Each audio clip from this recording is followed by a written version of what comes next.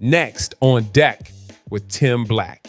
For a guy that's complaining about the imagery that's depicted that was really began by reality TV, he basically got a reality TV channel. Like, that's basically what he does. I mean, when he isn't trying to voice his opinions about politics, which he don't know much about. Something's been buzzing across the internet. It's this thing called black fatigue.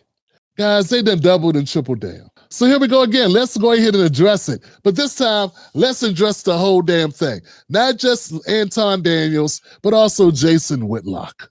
And so, Anton, since you're the rookie, I'm going to let you answer the first question. The whole concept of black fatigue, is this a real concept, or is it just something that's happening, or is it just a social media hashtag? No, it's something that's been bubbling up behind the scenes for an extended period of time now. And I don't even think it necessarily should be labeled black fatigue. It's the easy way for us to categorize it. I think that it's more or less about N-word fatigue.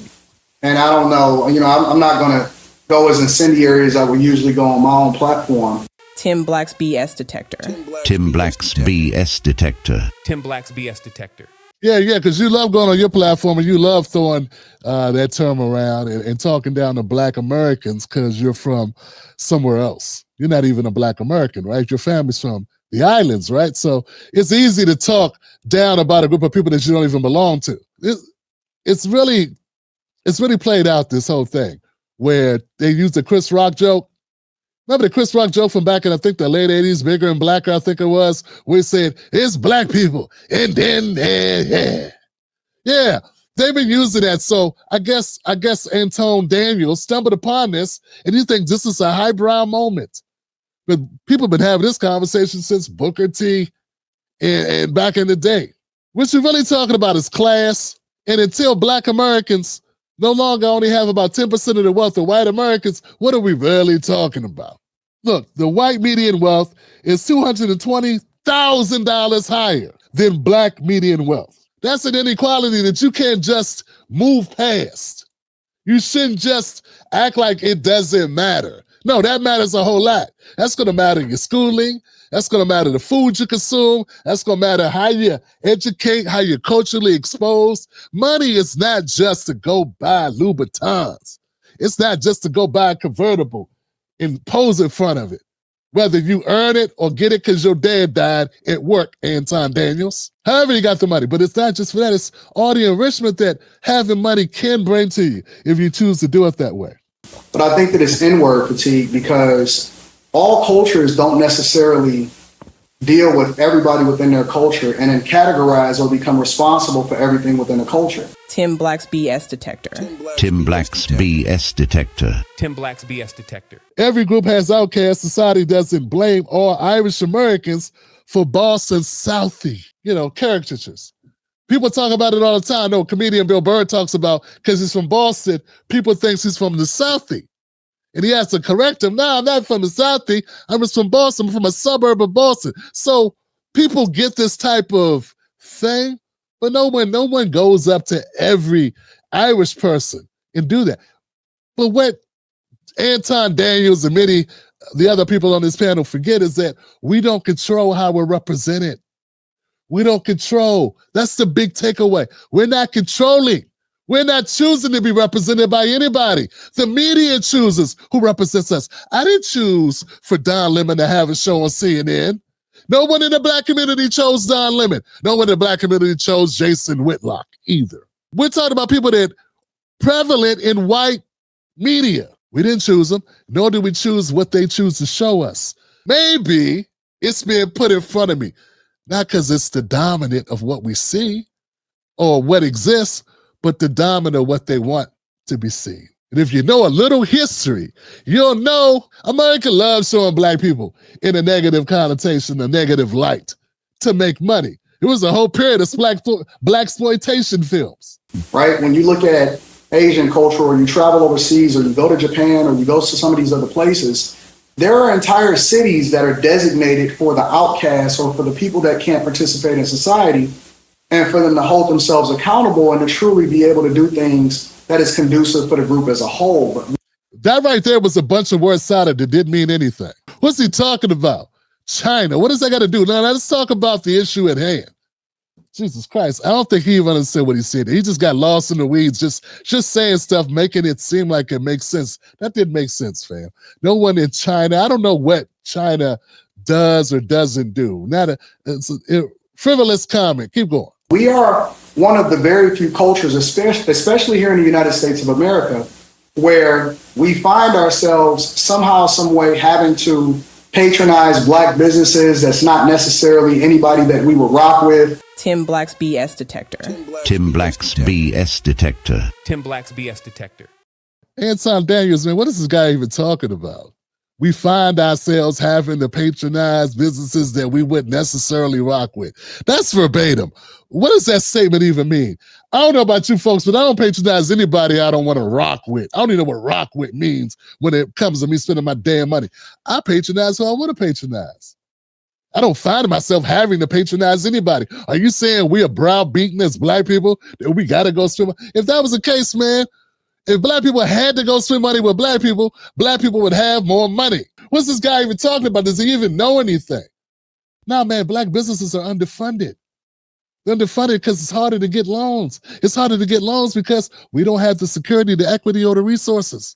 We don't have the networks. Like, last time I looked, the venture capital, we get like 2% of venture capital money. Well, and it just crazily, we're only like 2% of venture capitalists. Funny how that works out, huh? Like 90% of venture capital money went to white guys. And then you're saying, well, why Black businesses better? Money being under-resourced makes it harder to employ the best people. Best location, best machinery, employ more people to make things run better with better customer service. A whole bunch of things would be better if you had more money to throw at it. Or we find out later that somebody is not doing what they're supposed to do, or somehow we're not invited to the barbecue. If we don't find ourselves wearing bonnets at the airport, or when somebody is loud, we can't be very matter of fact and direct and holding ourselves accountable. We celebrate the most degenerate. Hold on, guys. You talk about bonnets at the thing.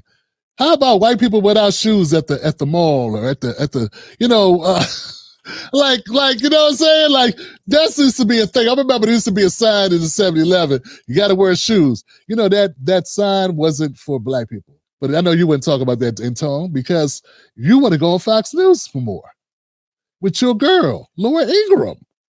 You wouldn't want to talk about the hypocrisy, the flaming hypocrisy of our society, whether it be our music or, the things that we really champion and make famous on social media. And the minute that we then say that we want to have a difference of opinion. You said that we really make famous on social media.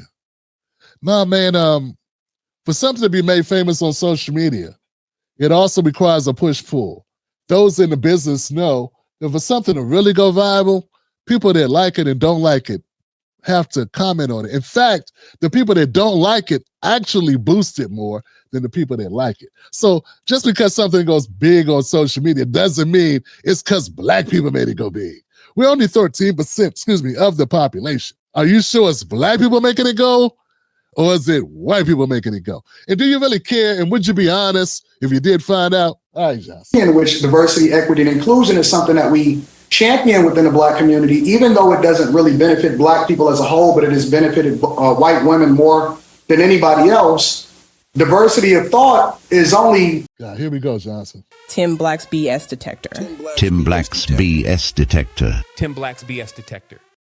He said something that made sense, and I want to applaud him for that, but it's going to be one clap because, man, it ain't Black people that was pushing DEI. It was some Democrats. Democrats, by and large, are not Black. Black people don't own the Democratic Party. They work there, some of them. A small percentage of Black people work for the Democrats, or a percentage of Blacks work for the Democratic Party. The Democratic Party is a white party, just like the Republican Party. But see, it doesn't work if you admit that. Nah, man, Black people weren't pushing DEI. No, we're pushing affirmative action. Well, we didn't know that affirmative action was going to turn out to be a boom for white women like DEI was. You did get that part right, but you put the blame on Black people as if we control the DEI stuff. Nah, people have been lied to, and no one gives them the fine print that it ain't a winner for us, particularly Black men. Like, we're low on the list, the DEI list. So yeah, white women did jump from 3% to 19% of executive roles. Somebody been winning. So let me get this right. Anton has to know there's a thing called the Google, and now we got all the GPTs. You can look up stuff quickly. I wonder who's been pushing DEI. Maybe the people that have been benefiting from DEI. I just read you where white women had jumped from 3% to 19%. So when Al Sharpton and the crew wanted to boycott Target for not rocking with DEI, he was fighting for white women, right? We could agree. I think you would agree with that. You didn't articulate it. Instead, you put it on black people. It's if we control what the Democratic Party operatives operate. Like we control what CNN or MSNBC or ABC or CBS puts out or what The View talks about. We don't control any of that. We're victims of the propaganda for the most part. A few cherry-picked blacks are the propagandist talking heads, but even without them, they'll find another propagandist talking head to do it.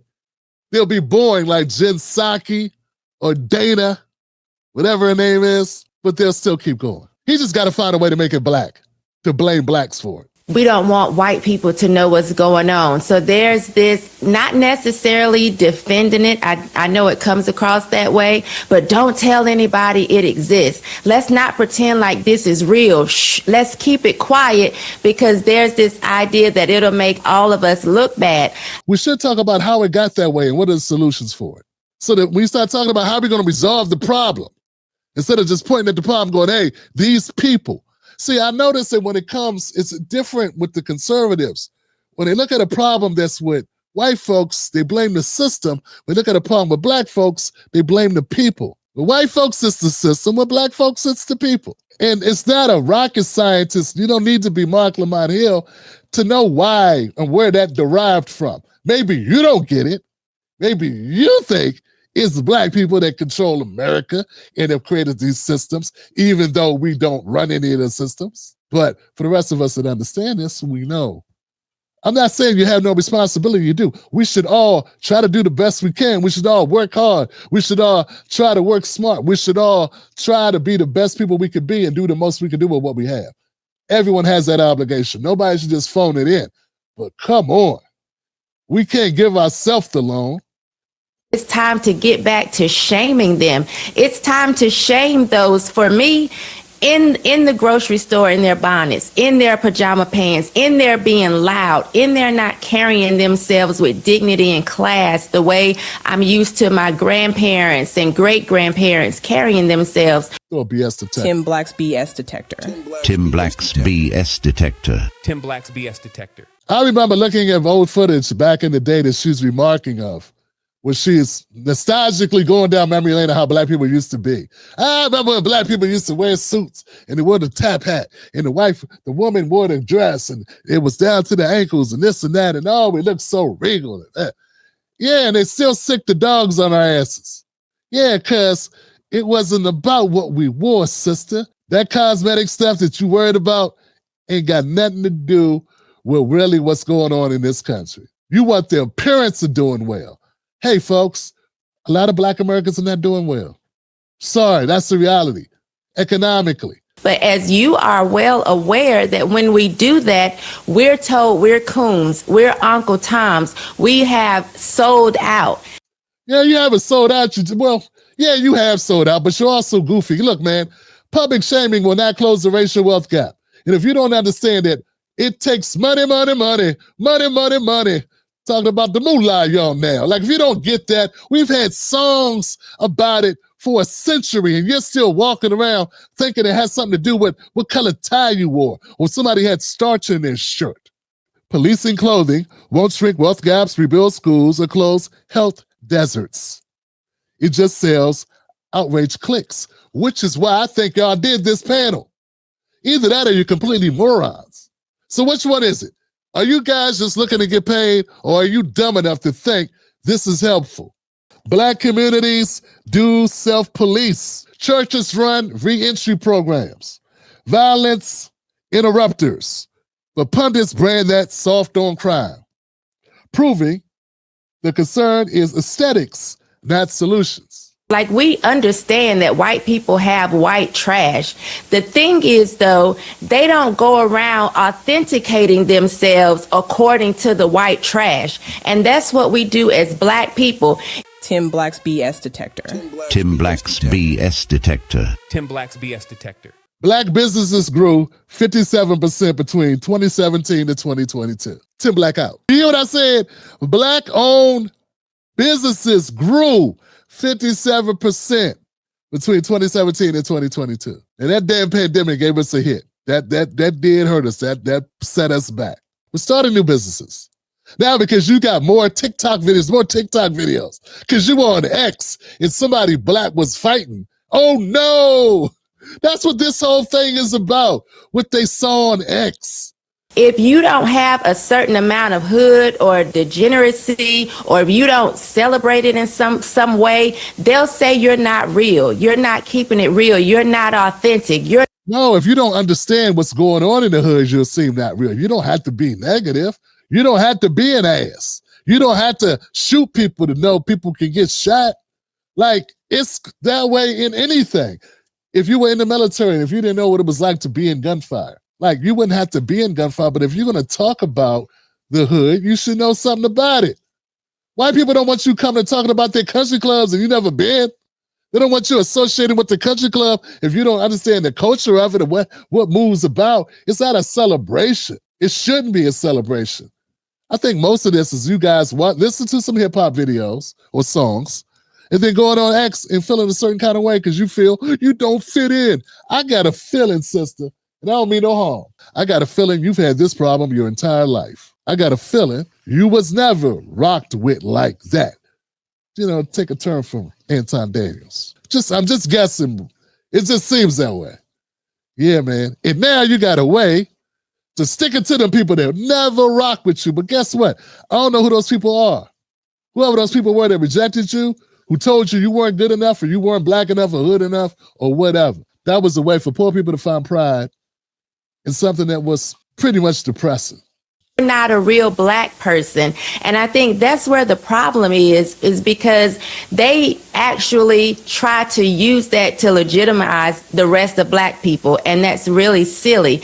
I've called people not real Black people because they weren't even from America. Like, their roots are really from other islands and what have you. So that's one reason why. I've had Black people that say they were Black, then get a little liquor in them and be denouncing their Blackness and say they are Cameroons or some shit. And then when I say that person not Black, everybody lost their minds because they didn't know what I was talking about. The whole Chris Rock thing, and I'm glad Anton brought that in because that's what I was thinking.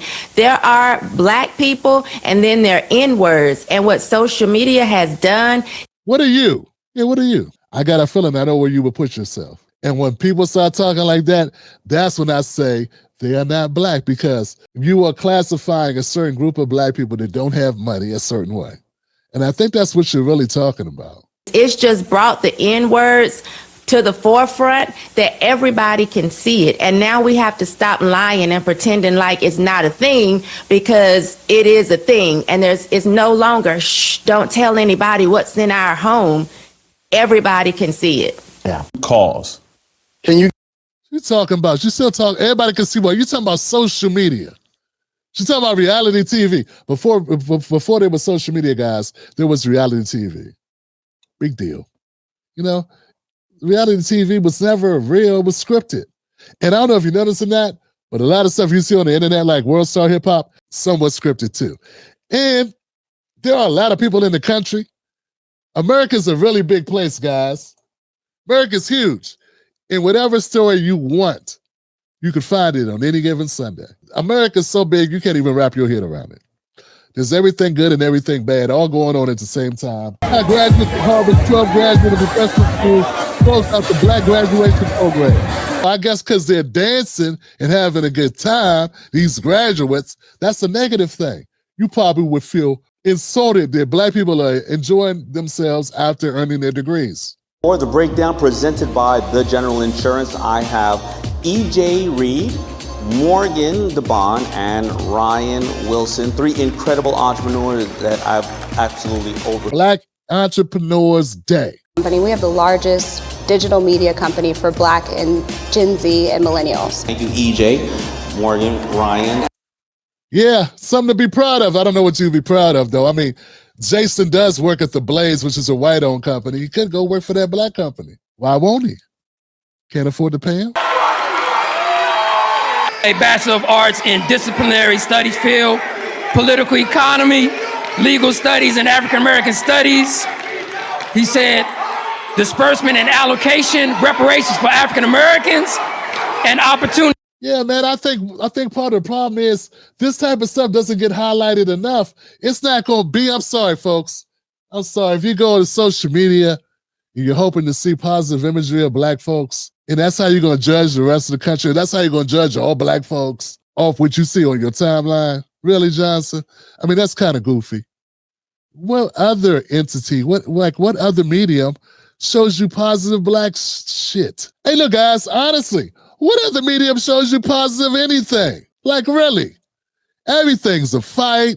I remember the bum knockout videos in the mid-2000s. Like, what are we really talking about?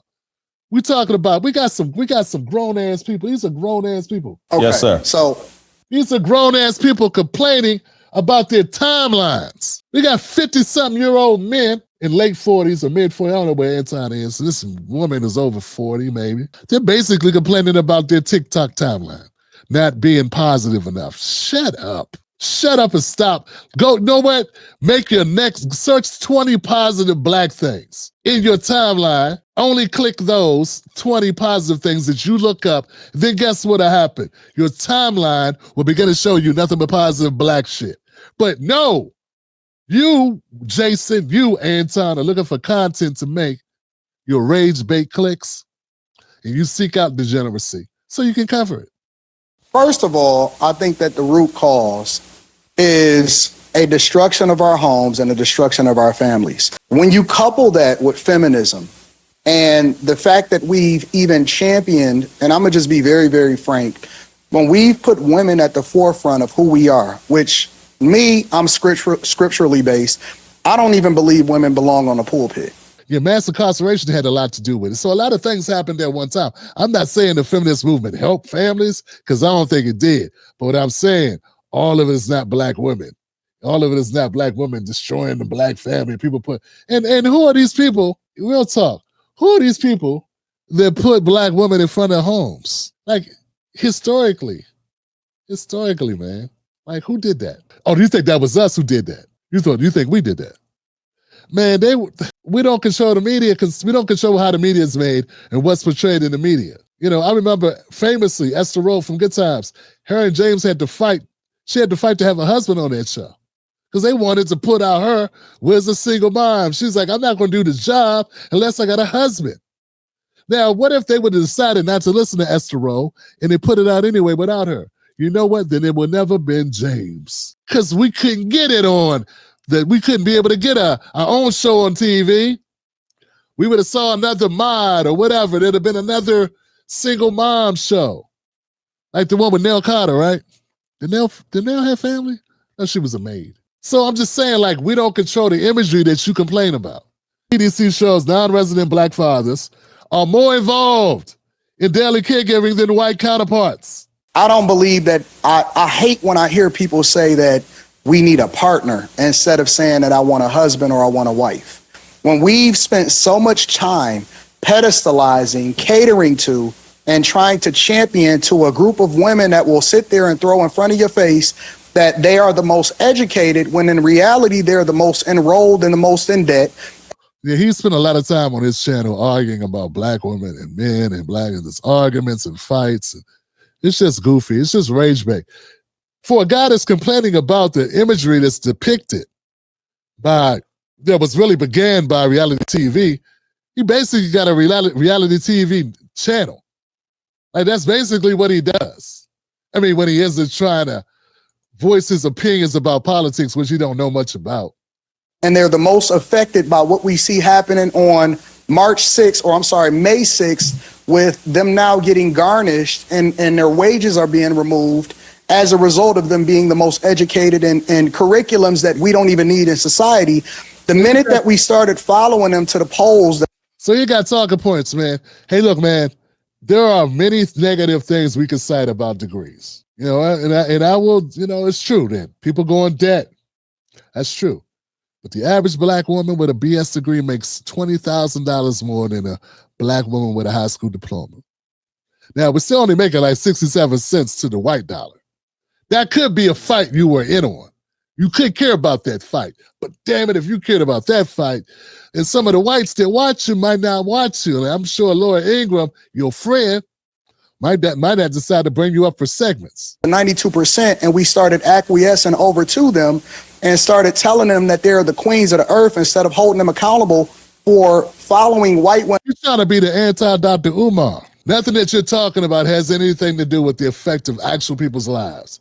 You're talking about Dr. Umar's a great speaker, and you know, hey, more power to him. You know, I disagree on some things I agree with. Hey, whatever. I'm not up here to judge him. But I will say this. He has very little to do with what goes on in people's everyday lives. He's one man talking on the internet. We keep acquiescing. Who is we? Who are you talking about? I don't get really where he's going with it, man. Other than clickbait to get a bunch of pissed off incels or a bunch of pissed off black dudes to dump on black women or to find women that are, don't get it twisted, some women that are out of bounds and are saying some crazy shit and to just use it as content. And I get that. And I'm not defending those women that say crazy things and have horrible outlooks. Some of it's on purpose in order to generate what? A buzz for them. I've been on the Dr. Phil show just like you. And when they wanted me to do what you're doing, I didn't do it. When they wanted me to throw a woman under the bus to get clicks and views, I did not do it. Maybe that's the difference. I came home with my dignity. And when I did say something positive about black women, when I said, not about this black woman did the wrong thing, is what I said to Dr. Phil. He said, you get the last moment, Tim Black. You get the last moment, Tim Black. What do you like to say? And I said, Dr. Phil, all I want is people to know that this black woman who's made these bad decisions, she don't represent all black women. She represents herself. She doesn't speak for all of us.